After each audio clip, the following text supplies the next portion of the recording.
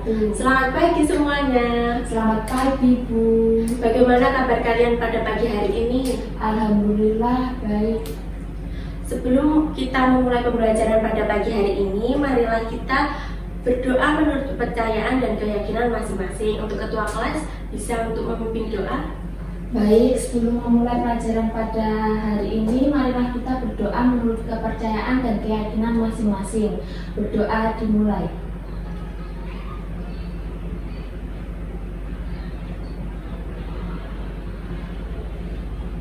Berdoa tak pernah usai.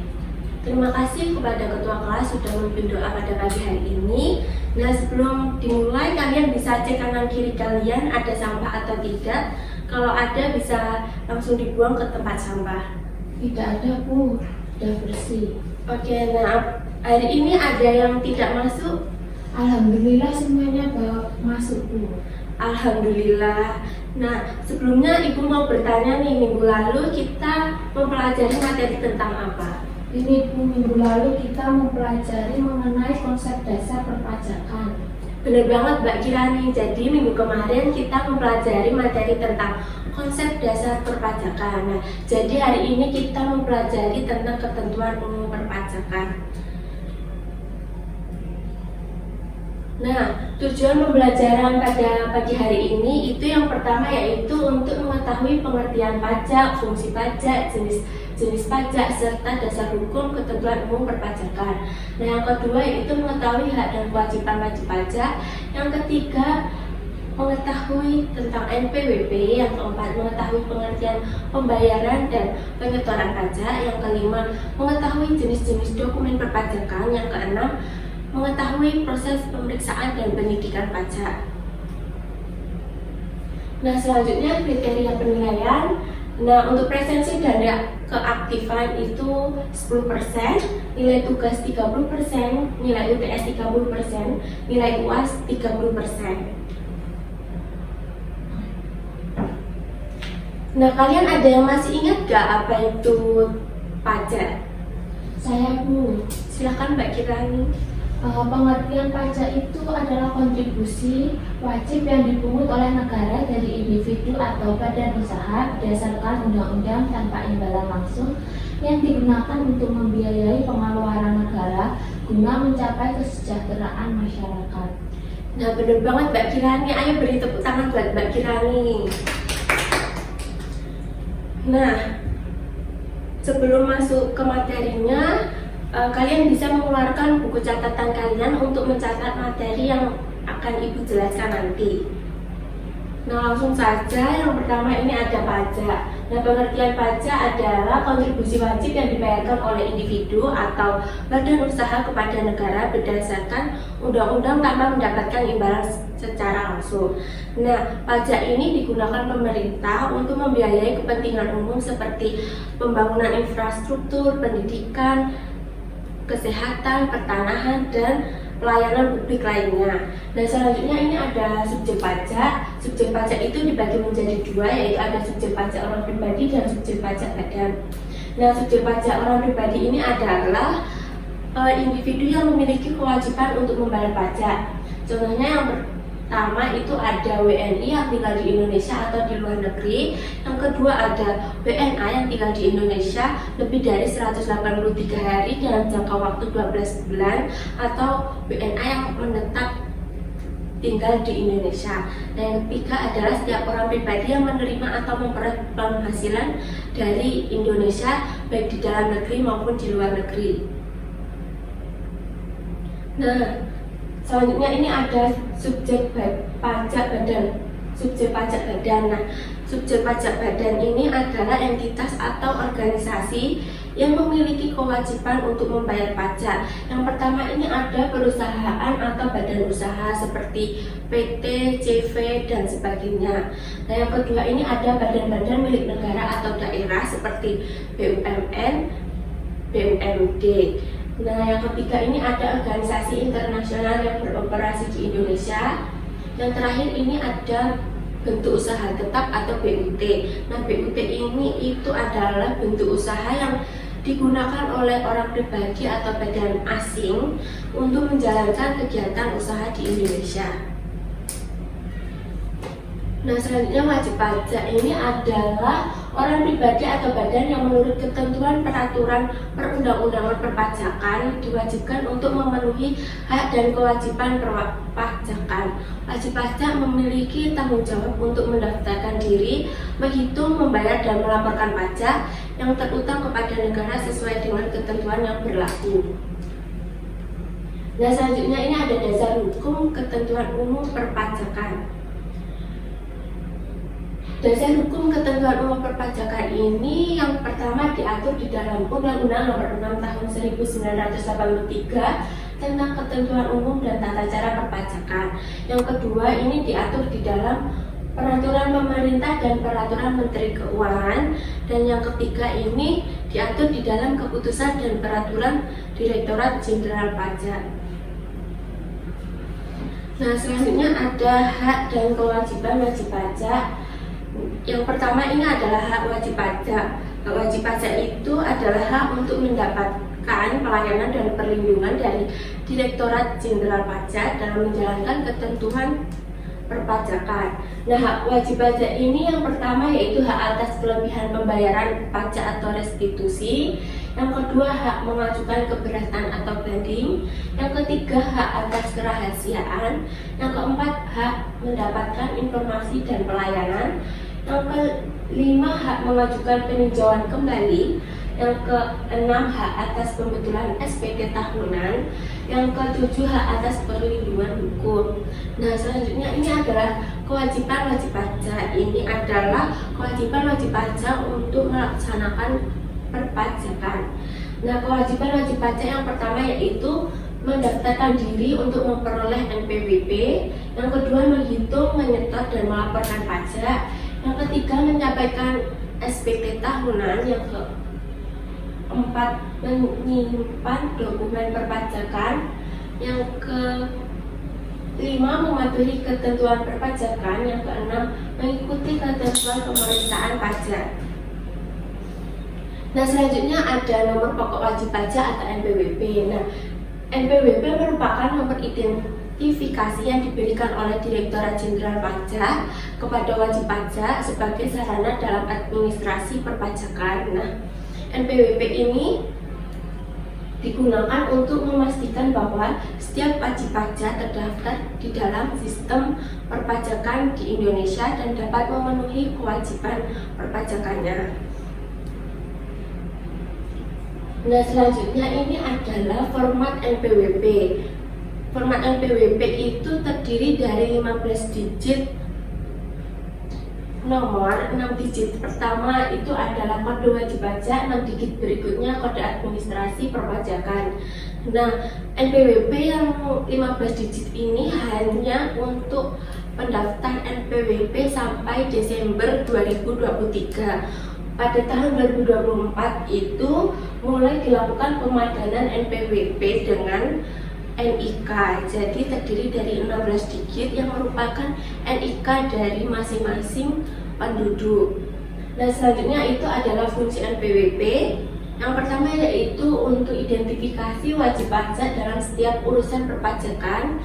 Yang kedua, memudahkan proses administrasi perpajakan. Yang ketiga, untuk pemenuhan kewajiban perpajakan. Nah, selanjutnya ini syarat dokumen NPWP bagi individu dengan pekerjaan bebas. Dokumen yang diperlukan untuk membuat NPWP itu yang pertama seperti KK, KTP, untuk WNI. Lalu untuk WNA itu ada fotokopi paspor, kartu izin tinggal terbatas, atau kartu izin tinggal tetap. Nah, untuk wajib pajak pribadi yang menjalankan usaha itu perlu memerlukan dokumen tambahan berupa fotokopi dokumen izin kegiatan usaha yang diterbitkan instansi berwenang dan surat pernyataan menjalankan usaha di atas meterai.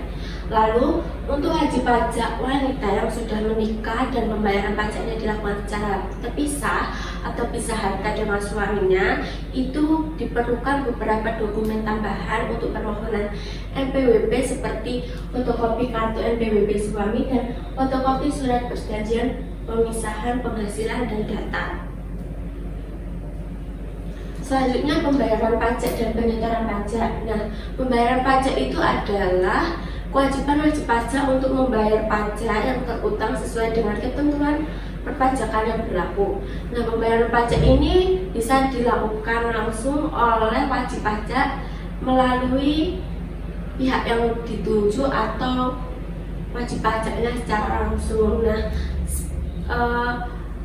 jenis-jenis pajak yang harus dibayarkan itu seperti PPh, PBB, PPN, bea materai, dan lain sebagainya. Nah, untuk penyetoran pajak ini adalah proses memasukkan uang pajak yang telah dibayarkan oleh wajib pajak ke kas negara melalui sistem yang ditentukan. Dokumen yang digunakan dalam penyetoran pajak itu seperti SSP, e-billing, dan bukti potong. Nah, penyetoran dan pembayaran pajak itu dapat dilakukan melalui beberapa cara, yaitu melalui bank atau kantor pos, secara online menggunakan e-billing melalui DJP online, atau melalui pemotongan atau pemungutan oleh pihak ketiga. Nah, selanjutnya jenis dokumen perpajakan. Nah, jenis dokumen perpajakan yang pertama yaitu SPT. Ini dokumen yang digunakan oleh wajib pajak untuk melaporkan perhitungan dan pembayaran pajak, objek pajak, serta harta dan kewajiban sesuai dengan ketentuan perpajakan. Fungsinya yang pertama yaitu melaporkan jumlah pajak yang telah dibayar atau yang masih harus dibayar. Yang kedua, memastikan kepatuhan wajib pajak terhadap regulasi pajak. Yang ketiga, menghindari sanksi akibat keterlambatan pelaporan pajak. Nah, selanjutnya ini ada SKP atau surat ketentuan pajak. Ini itu surat yang diterbitkan DJP untuk menentukan besarnya pajak yang harus dibayar oleh wajib pajak berdasarkan hasil pemeriksaan pajak. Nah, SKP ini fungsinya yang pertama yaitu menetapkan kewajiban pajak berdasarkan hasil pemeriksaan DJP. Yang kedua, menjadi dasar bagi wajib pajak dalam mengajukan keberatan atau banding jika merasa tidak sesuai. Yang ketiga, mengatur sanksi atau denda jika terdapat kekurangan pembayaran pajak. Nah, selanjutnya ini adalah STP. Ini STP itu adalah surat tagihan pajak. Ini surat yang diterbitkan oleh DJP untuk menagih pajak yang belum dibayar oleh wajib pajak, termasuk denda atau sanksi administrasi yang timbul akibat keterlambatan pembayaran dan penyetoran pajak. Nah, fungsi STP ini yang pertama yaitu memberikan peringatan kepada wajib pajak atas kewajiban pajak yang belum terpenuhi.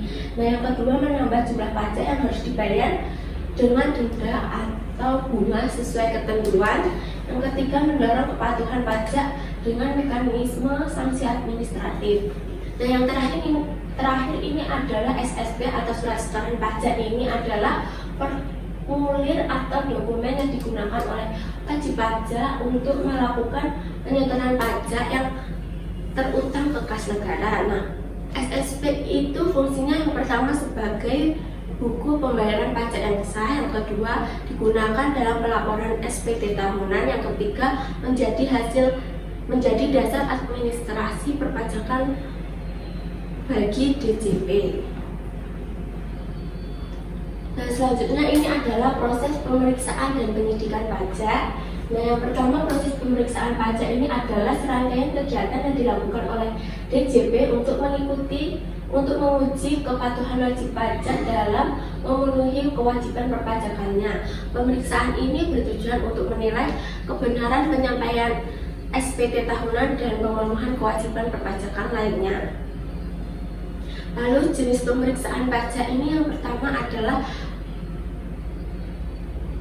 selanjutnya jenis pemeriksaan pajak ini yang pertama seperti pemeriksaan rutin. Ini dilakukan secara berkala untuk memastikan kepatuhan pajak wajib pajak. Nah, yang kedua, pemeriksaan khusus ini dilakukan jika ada indikasi ketidakpatuhan atau pelanggaran. Yang ketiga, pemeriksaan lapangan ini pemeriksaan langsung di tempat usaha wajib pajak. Yang ketiga, pemeriksaan kantor ini dilakukan di kantor pajak berdasarkan dokumen yang diberikan wajib pajak. Nah, proses pemeriksaan pajak ini yang pertama yaitu surat pemberitahuan pemeriksaan yang ditujukan kepada wajib pajak bahwa akan diperiksa. Nah, yang kedua pengumpulan data dan dokumen. Yang ketiga wawancara dan klarifikasi untuk dimintai keterangan tambahan yang ditujukan kepada wajib pajak. Yang keempat analisis dan penilaian, ini DJP menilai kesesuaian pajak yang telah dibayar. Dan yang kelima penyampaian hasil pemeriksaan. Selanjutnya penyidikan pajak ini dilakukan apabila dalam pemeriksaan ditemukan indikasi tindak pidana perpajakan yang merugikan negara. Nah, proses ini dilakukan berdasarkan Undang-Undang Ketentuan Umum dan Tata Cara Perpajakan. Tindak pidana perpajakan yang disidi yaitu yang pertama adalah penggelapan pajak, yang kedua faktur pajak fiktif atau palsu, yang ketiga manipulasi laporan keuangan, yang keempat tidak melaporkan SPT tahunan.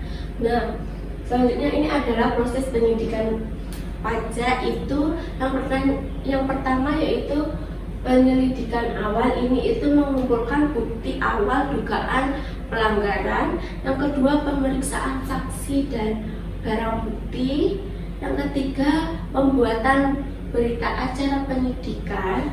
Nah, yang BAP itu berisi bukti dan hasil investigasi disusun dalam berita acara. Dan yang keempat apabila BAP. Nah, yang keempat itu pelimpahan ke kejaksaan. Jadi BAP itu dilimpahkan ke kejaksaan jika ditemukan unsur pidana dan kasus akan diteruskan ke pengadilan.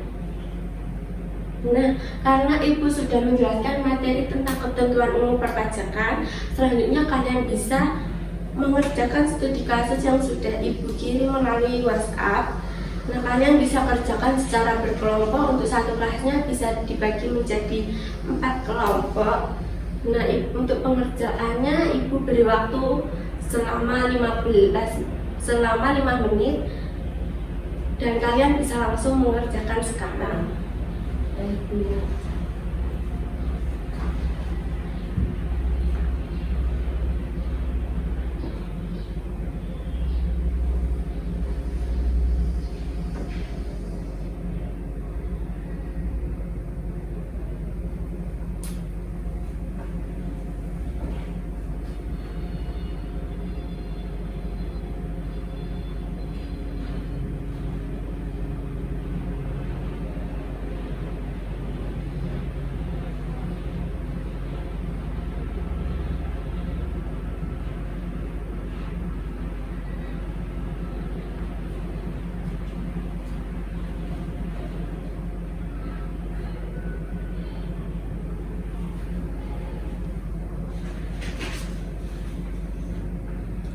Nah, karena waktunya sudah habis, untuk pengerjaannya bisa langsung dikumpulkan ke Ibu untuk Ibu koreksi nanti. Ini Bu.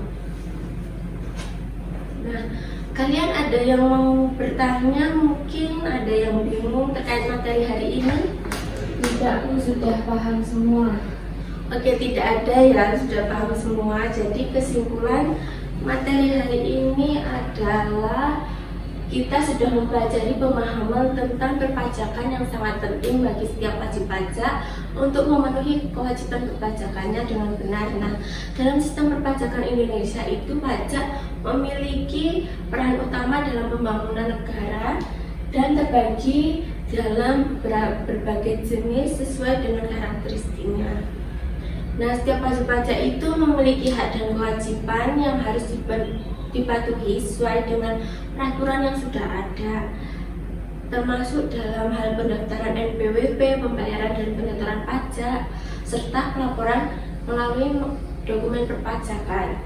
Nah, selain itu proses pemeriksaan dan penyidikan pajak itu dilakukan untuk memastikan kepatuhan wajib pajak dan mencegah terjadinya pelanggaran perpajakan. Dengan memahami seluruh aspek ini, Ibu harap kalian dapat memiliki wawasan yang lebih luas tentang perpajakan dan mampu menerapkannya dalam kehidupan nyata.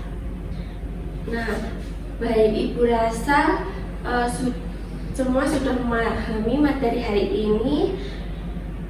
Agar paham, kalian Ibu kasih tugas yaitu mengerjakan LKPD halaman 21 soal pilihan ganda. Minggu depan kita bahas bersama-sama ya. Iya Bu, baik. Nah, karena waktunya sudah habis, cukup sekian dari Ibu. Mohon maaf bila ada salah kata. Semoga materi hari ini bermanfaat bagi kalian. Wassalamualaikum warahmatullahi wabarakatuh. Waalaikumsalam warahmatullahi wabarakatuh.